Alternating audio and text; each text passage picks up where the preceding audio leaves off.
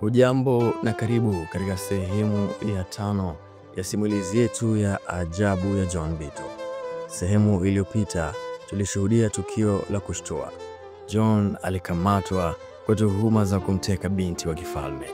Hali ya sintofahamu ilitanda na kila msikilizaji alibaki na swali moja kichwani. Je, kweli John ni mtekaji au ni shujaa aliyekosewa? Leo tunafungua ukurasa mpya tukiingia kwenye sakata linalozidi kupamba moto. Tafadhali kaa tayari, maana kile unachosubiri sasa kinakuja. Jua lilikuwa linazidi kupanda angani, likimimina mwanga wake juu ya kasri la mfalme Shaka Zulu wa Swaziland. Kasri hilo lilikuwa kubwa, likizungukwa na kuta nene za mawe, minara mirefu na milango mizito ya shaba iliyopambwa kwa nakshi za kifalme. Ndani ya kasri, baraza la kifalme lilikuwa limejaa watu wa tabaka la juu, viongozi wa kijeshi na wake wa mfalme waliovaa mavazi ya hariri na mapambo ya dhahabu. Lakini katikati ya ukumbi huo palisimama kijana mmoja, John Bito. Mavazi yake yalikuwa yamechanika, uso wake ulikuwa na damu iliyokauka na mikono yake ilikuwa imefungwa kwa kamba za ngozi. Alisimama kimya, lakini hakuinamisha kichwa. Alimtizama mfalme kwa macho ya ujasiri, hata kama kifo kilikuwa kinamnyemelea. Mfalme Shaka Zulu alimsogelea polepole, fimbo yake ya kifalme ikiwa mkononi. Uso wake haukuwa wa furaha.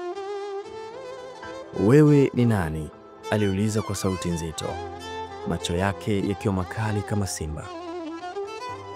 John alijaribu kujibu, lakini kabla hajafungua mdomo, mmoja wa mawaziri wa kifalme alipaza sauti, "Mtukufu mfalme, huyu ni mtu wa kijiji cha Mashana, masikini mpishi wa chapati ambaye amethubutu kumteka binti yako." Kasri nzima ilitetemeka kwa minong'ono. Watu walikuwa wanashangaa, mteka nyara, mtu wa kijijini. John alifungua mdomo wake kwa ujasiri akasema, "Mfalme, sikumteka binti yako. Nilimkuta porini akiwa peke yake na katikati ya hatari ya kuliwa na wanyama wakali. Nilimsaidia. Sikujua kuwa alikuwa binti yako hadi walinzi wako waliponivamia kijijini kwangu." Princess Novula alisimama kutoka kwenye kiti chake cha kifalme na kupiga hatua mbele. "Baba, John anasema kweli. John Bito alinisaidia. Alinipikia chakula nilichokula kwa furaha. Alinipa hifadhi. Bila yeye ningekuwa nimekufa." Ukumbi mzima ulikaa kimya. Mfalme Shaka Zulu alimtazama John kwa macho yaliyojaa tafakari. Kisha bila onyo alipaza sauti, "Mfungueni kamba zake." Walinzi wakamfungua mikono ya John. "Nilitaka kumuua huyu kijana, lakini maneno ya mwanangu hayawezi kupuuzwa," alisema kwa sauti nzito. Macho ya watu wote yalikuwa kwa mfalme, wakisubiri hukumu yake. "John, umeokoa damu yangu, kwa hiyo sitakuua, lakini hutaondoka bure. Umenilisha hadithi ya chapati zako maarufu. Sasa nataka nione kama una kipaji cha kweli." Mfalme aligeuka kwa wasaidizi wake na kutangaza, "Ninatoa changamoto ya kifalme. Atakayepika chakula kitamu kuliko vyote ndiye atakayepata heshima kubwa.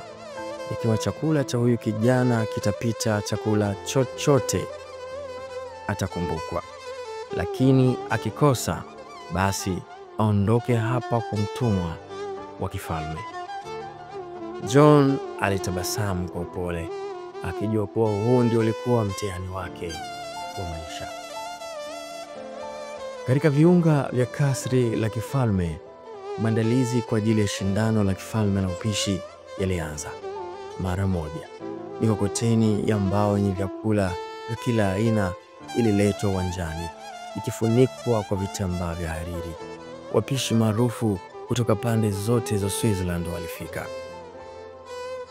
kila mmoja akiwa na mashine za kupikia, viungo vya gharama na matumaini ya kushinda taji la heshima. Lakini kati ya wote, John Bitto alikuwa tofauti. Hakuwa na mapishi ya kifalme wala viungo vya ajabu. Alikuwa na kile alichokijua: unga, maji, chumvi na mafuta. Hivyo ndivyo alivyopika siku zote chapati zake maarufu. Wewe ndiye mpishi wa kijiji uliyesababisha haya yote? Mmoja wa wapishi maarufu aliyevalia mavazi ya dhahabu alimuuliza kwa dharau.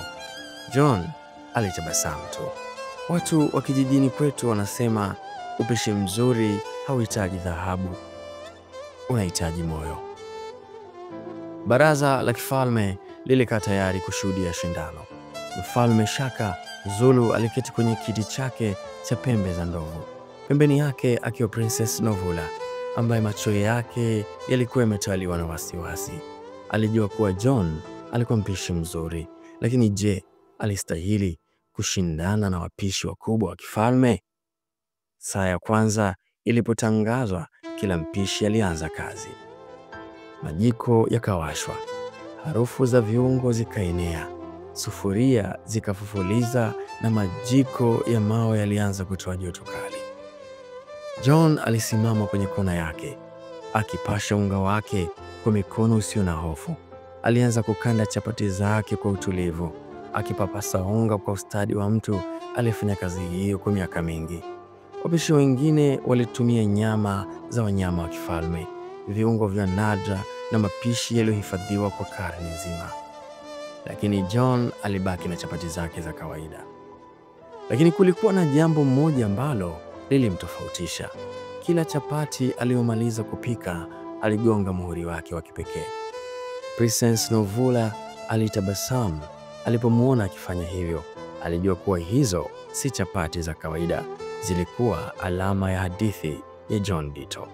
Muda wa kupika ulipokwisha, sahani zilipelekwa mbele ya baraza la kifalme. Sasa ilikuwa ni dakika za kweli. Mfalme alisimama, akawatazama wapishi waliotetemeka mbele yake. Kila mmoja ataniletea chakula chake, alisema kwa sauti nzito. Tutajua nani anastahili heshima ya kifalme. Penzi msikilizaji, na sasa mbele ya macho ya watu wote, John Bitto, kijana kutoka kijijini, amesimama sambamba na wapishi mashuhuri wa mji wa kifalme. Mtihani umeanza, kupika chakula kitakachogusa moyo wa falme. Na kwa John, hii siyo tu changamoto, bali ni hatima yake.